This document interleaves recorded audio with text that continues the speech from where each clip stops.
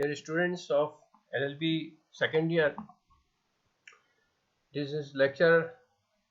on Constitution of India, especially on Article 14 fundamental right to equality. In previous lecture, we discussed about the basic elements of Article 14 and what are the meaning of the phrase which has been used under Article 14, that is equality before the law and equal protection of laws. Now in this lecture we will see the dimensions of Article 14 which has been developed by the Supreme Court in last 70 years. LLB second year के students छात्र, पिछले lecture में हमने article 14 अनुच्छेद 14 समानता के अधिकार के क्या प्रोविजन है और उसके क्या बेसिक एलिमेंट्स हैं, उसके तत्व क्या हैं और उसमें जो फ्रेज, उसमें जो सुक्ति यूज की गई है, विधि की समानता और विधियों का समान संरक्षण, विधि के समक्ष समता और विधियों का समान संरक्षण, उसके क्या अर्थ है, ये हमने देखा। अब इसके बाद पिछले 70 सालों में सुप्रीम कोर्ट के द्वारा अनुच्छेद 14 के जो इंटरप्रिटेशन किए गए हैं, उसके आधार पर अनुच्छेद 14 के क्या डायमेंशंस डेवलप हुए हैं, यानी उसके कौन से आयाम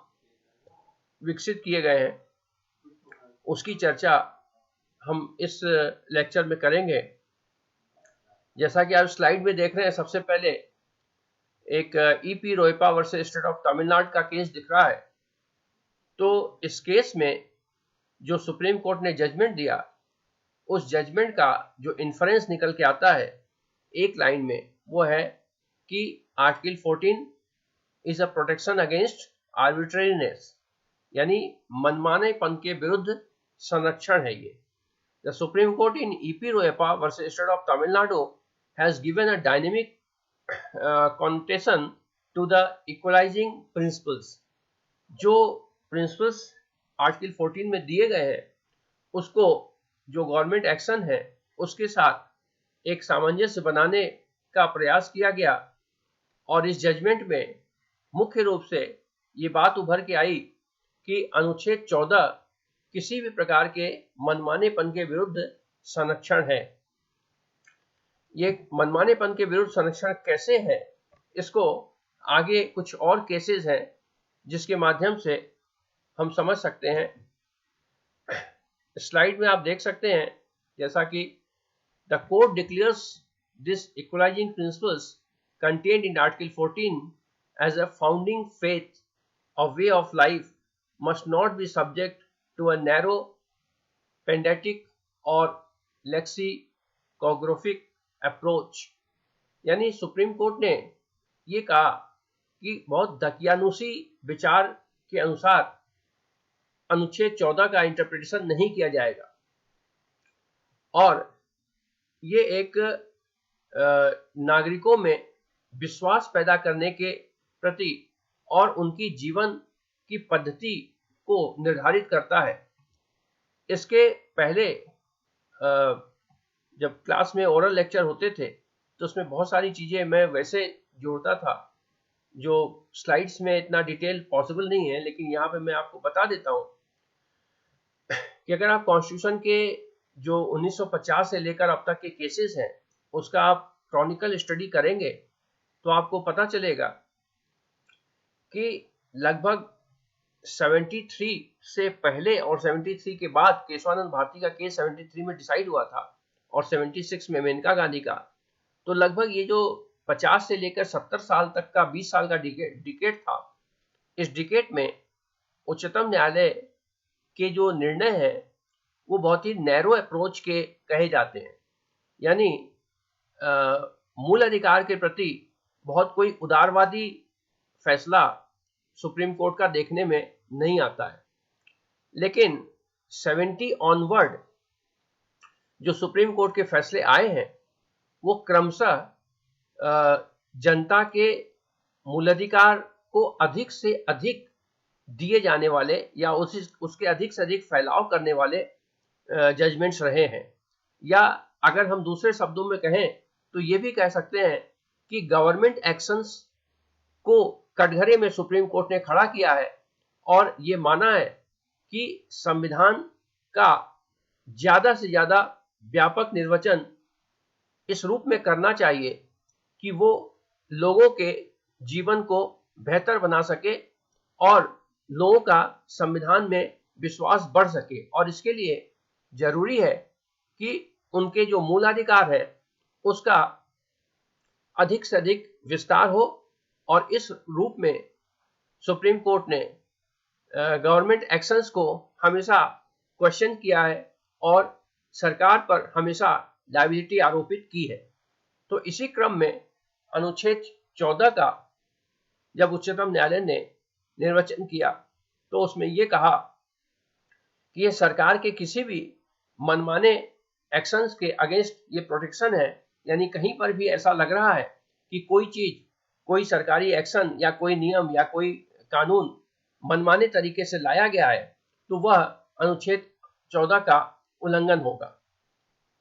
और मनमानापन कब होगा? मनमानापन तब होगा जबकि किसी भी प्रकार से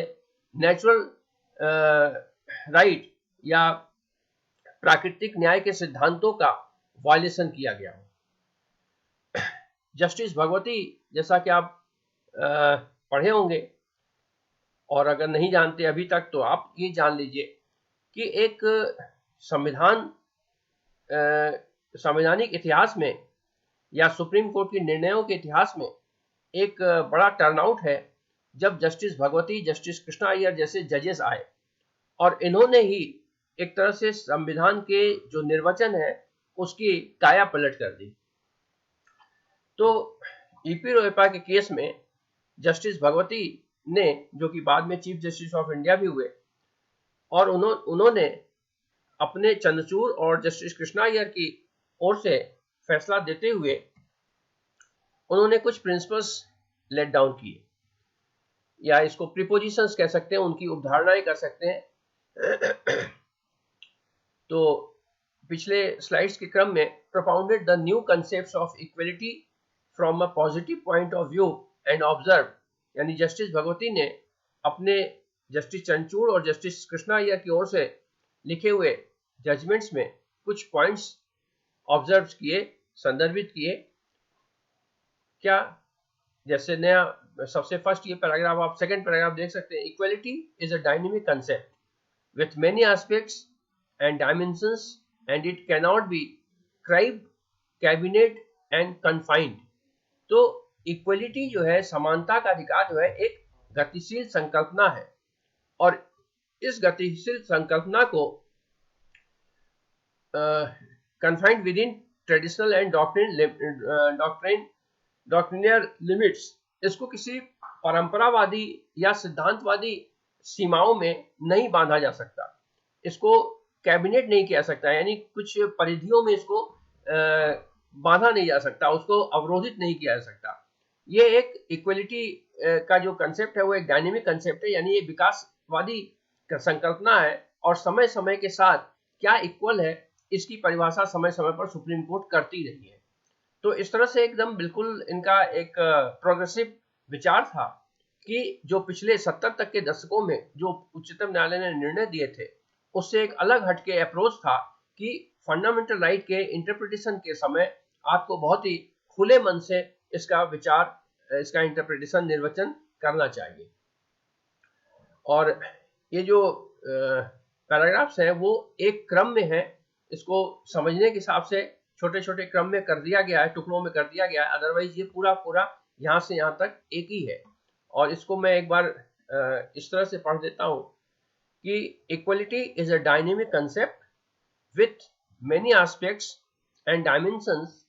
and it cannot be cribbed, cabinet and confined within traditional and doctrinaire limits.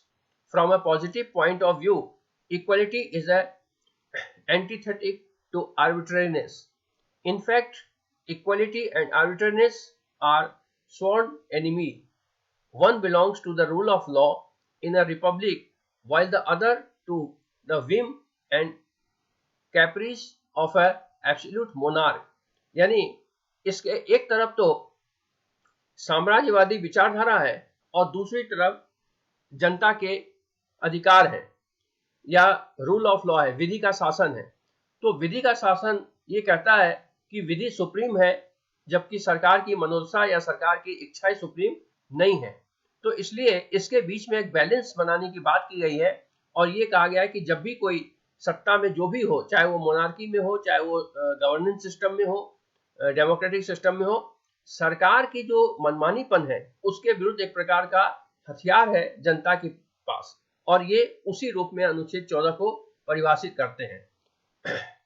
सरकार हमेशा जब कोई कानून लाती है या कोई नियम बनाती है तो वो अपने हित के अनुसार किस हिसाब से उसे व्यवस्था चलानी है उसके हिसाब से करती है, और इसमें जनता को कई बार लगता है कि उसके मूल अधिकारों का उल्लंघन किया गया है, और ऐसे कंडीशन में उच्चतम न्यायालय को निर्वचन करना होता है। तो जस्टिस भगवती के द्वारा इस मामले में यानी ईपी रोयप्पा के केस में एक बहुत ही वाइडर जजमेंट दिया गया और इसके दूरगामी प्रभाव है, और इस तरह से सुप्रीम कोर्ट ने ये कहा कि ये जनता के अधिकारों और सरकार के जो विचार है उसके बीच में एक कड़ी के रूप में ये काम करता है, और ये एंटी आर्बिट्रेरीनेस प्रोटेक्शन है, यानी मनमानेपन के विरुद्ध संरक्षण है। ईपी रोयप्पा के बाद एक बहुत ही महत्वपूर्ण केस आया Maneka Gandhi versus union of India का। इस केस में हालांकि ईपी रोयप्पा के जो जजमेंट दिए गए थे उसको उच्चतम न्यायालय ने रिट्रीट किया, उसको एक तरह से पुनर्निर्देशन किया उसका, और इसमें कुछ चीजें और भी जोड़ी। जैसा कि आप इस स्लाइड में देख पा रहे हैं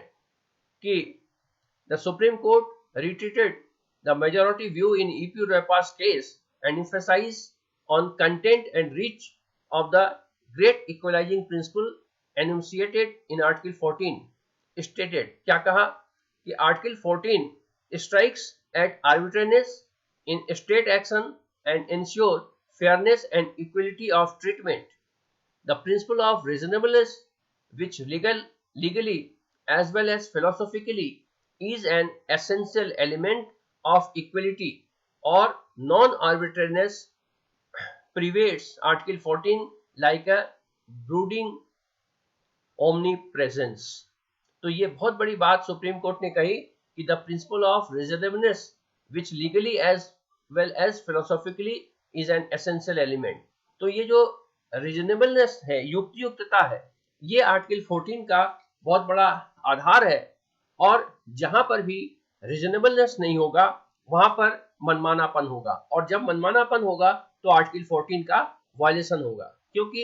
जहां कहीं भी मनमानापन होता है उसमें निश्चित तौर पर असमानता की गुंजाइश होती है।